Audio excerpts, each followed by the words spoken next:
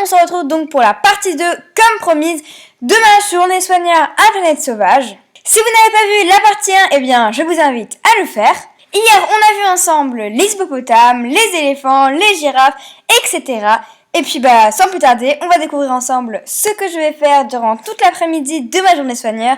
Sans plus tarder, c'est parti. Je pense que grâce à cette photo sur la porte, vous avez pu deviner de qui il s'agit derrière cette porte. Bon, alors là, les guépards étaient dehors. Du coup, on a pu visiter leur loge sans souci. On a pu voir comment était leur cage. Et puis, je vous montre les images. Après avoir visité leur loge, on est allé les voir dehors dans leur plaine. Là, on était en voiture. On n'a pas pu être avec eux. Bien sûr, ça aurait été bien trop dangereux. Cette configuration-là n'arrive pas souvent, mais ça peut arriver. En fait, les guépards sont des animaux totalement solitaires. Surtout les femelles, à 100% les femelles sont solitaires, mais ça peut arriver que chez les mâles, 3 mâles de la même portée, par exemple, ça peut être plus, ça peut être moins, restent ensemble, et c'est le cas de ces 3 garçons qui sont là. Ils restent toujours ensemble, que ce soit pour la nuit, pour le jour, pour être dans la plaine, ou pour dormir, etc.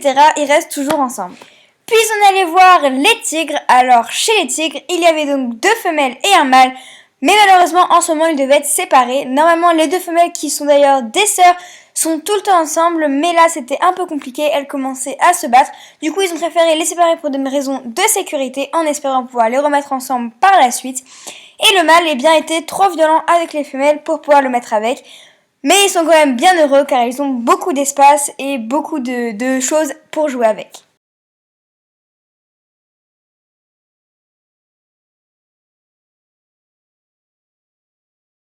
Après ça, on continue chez les fauves, puisqu'on est parti voir dans la plaine des lions, qui est donc une grande plaine. Ici, on voit donc 2 hordes de lions, donc une très grande, contenant pas mal de lions quand même, et ils vivent toujours ensemble, mais on ne peut pas intégrer des nouveaux membres dans une horde, en fait, c'est pas possible. Surtout quand ils sont de différentes espèces, il y en avait 2 différentes espèces de lions, et du coup, il y avait une deuxième horde de seulement 2 lions pour l'instant qui se trouvait sur une autre plaine juste à côté. Nous, quand on a vu les lions, ils étaient quand même un petit peu loin, c'est pourquoi j'ai piqué quelques petites images sur la chaîne YouTube Planète Sauvage. D'ailleurs, comme la dernière fois, je vous invite très fortement à aller voir, ils font des trucs géniaux. Comme vous l'avez peut-être remarqué, l'après-midi, on a plus fait un petit peu la visite du parc, on est passé dans les différentes plaines, et là on se retrouve donc dans la plaine des ours, et ils étaient vraiment trop mignons. Comme vous pouvez le voir, ils avaient pas mal d'espace, des trucs pour grimper, pour dormir. Là ils étaient plutôt en mode dormir, mais bref, ils étaient trop mignons quoi. Là ici, on a un petit troupeau de gnous, et comme vous pouvez le voir, ils restent toujours collés ensemble, et ils font toujours tout pareil. Là vous le voyez bien, parce qu'ils sont tous couchés. On est aussi passé voir les petites antilopes. Là, on a les zèbres qui sont vraiment venus juste à côté de nous, c'était trop sympa. Et est-ce que vous arrivez à les différencier? Parce qu'on est d'accord, c'est très difficile, et au final, ils se ressemblent tous. Mais en fait, chaque zèbre a comme sa petite empreinte digitale au niveau de ses rayures.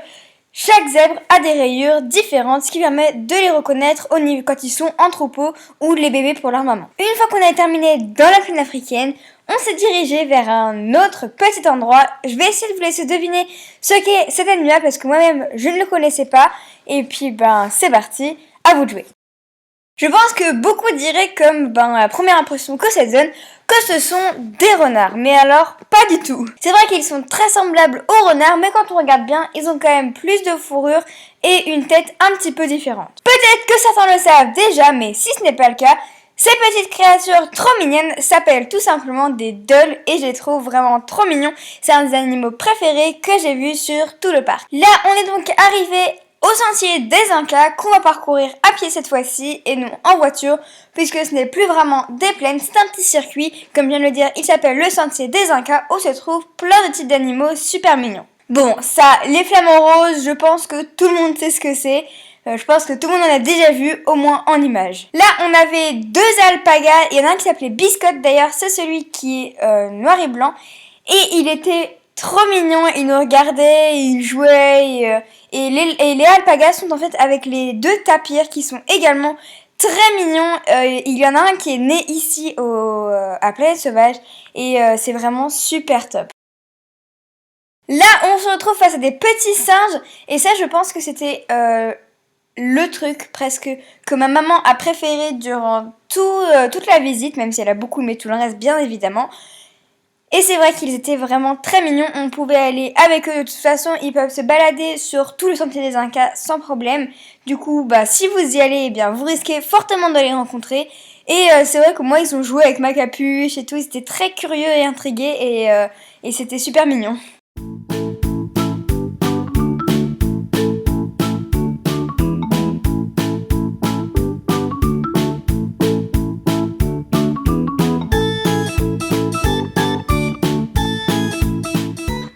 Là, on arrive à la dernière activité de cette journée soigneur, mais ce n'était pas des moindres.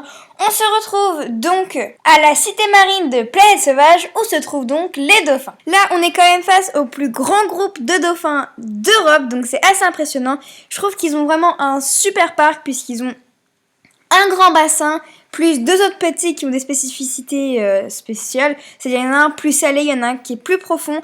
Et du coup, les dauphins peuvent naviguer entre ces bassins. Il y a aussi un bassin d'isolement pour tout ce qui est soins, quand les bébés dauphins naissent, etc.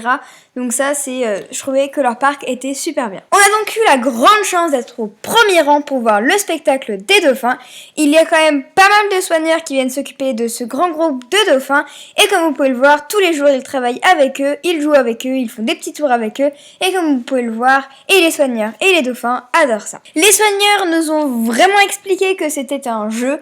C'est-à-dire que si certains dauphins n'ont tout simplement pas envie de jouer, eh bien il n'y a aucune mesure de force. Mais en général, ils ont tous envie de jouer parce qu'ils adorent ça. Ils adorent faire des tours, se montrer, faire des petits saltos dans l'eau, faire des plongeons. Et tout ça, et les dauphins adorent ça, mais ils ont bien dit que ils n'obligeraient jamais un dauphin à faire du travail, que c'était seulement de volonté. On voit aussi que les soigneurs ont une super complicité avec les dauphins et qu'ils ont fait beaucoup de travail pour en arriver là. Nous on était vraiment super bluffés et impressionnés de tout ce qu'ils savaient faire et c'était vraiment chouette à regarder. Pour moi, c'était aussi une nouvelle expérience. C'est vrai que j'avais jamais vu des dauphins en vrai. Bien sûr, j'en avais déjà vu en vidéo et en photo, mais jamais vraiment en vrai. Et j'ai été impressionnée par leur beauté et leur intelligence et la manière dont ils faisaient tout ce qu'ils faisaient en fait. Et c'était vraiment impressionnant et j'étais très contente d'avoir pu faire cette première expérience. Là, on voit que les soigneurs sont entrés dans le bassin avec les dauphins et on fait quelques tours avec eux dans leur bassin. C'est-à-dire qu'on voit vraiment la confiance qu'a le dauphin envers leurs soigneurs. Et on retrouve ce lien entre cavalier et cheval, donc c'est assez sympa.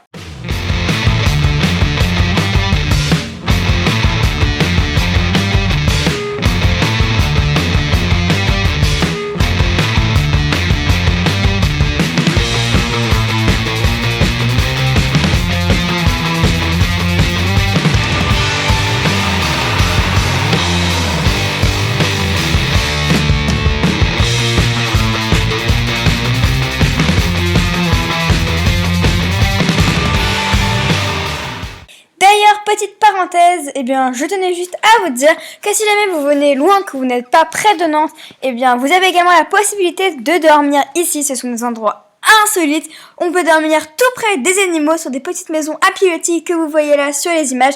Ça a l'air juste trop top. Donc voilà, petite parenthèse refermée pour ceux qui habitent très loin et qui souhaiteraient quand même venir à Planète Sauvage. Maintenant que le spectacle des dauphins est terminé, c'est la fin de ma journée soigneur, mais on a continué quand même sur le village de Kirikou avec ma maman pour pouvoir vous montrer un petit peu les animaux, de différents types de lémuriens et de petits singes comme ça. Moi c'est vrai que je suis assez fan de ces petites bestioles là, je les trouve vraiment trop mignonnes et super curieuses et j'aime beaucoup les animaux curieux, ça c'est sûr.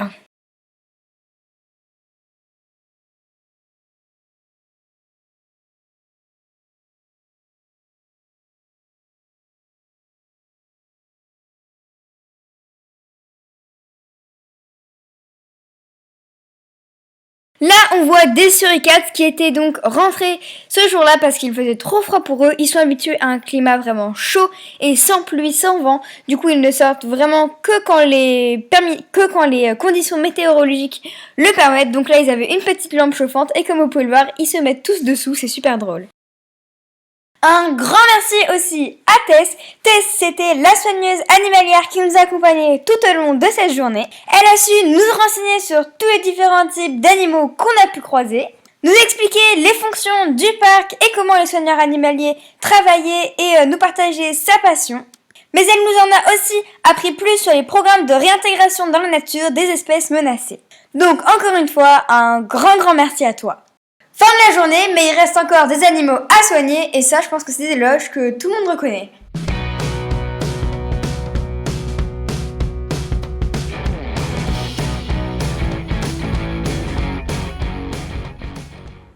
J'espère que cette vidéo vous aura plu. Alors nous rentrons chez nous, comme vous pouvez le voir, c'est un peu comme ce qu'on a fait toute la journée, puisque faut s'occuper des animaux, faut les nourrir, faut ramasser les crottins, curer les box, etc.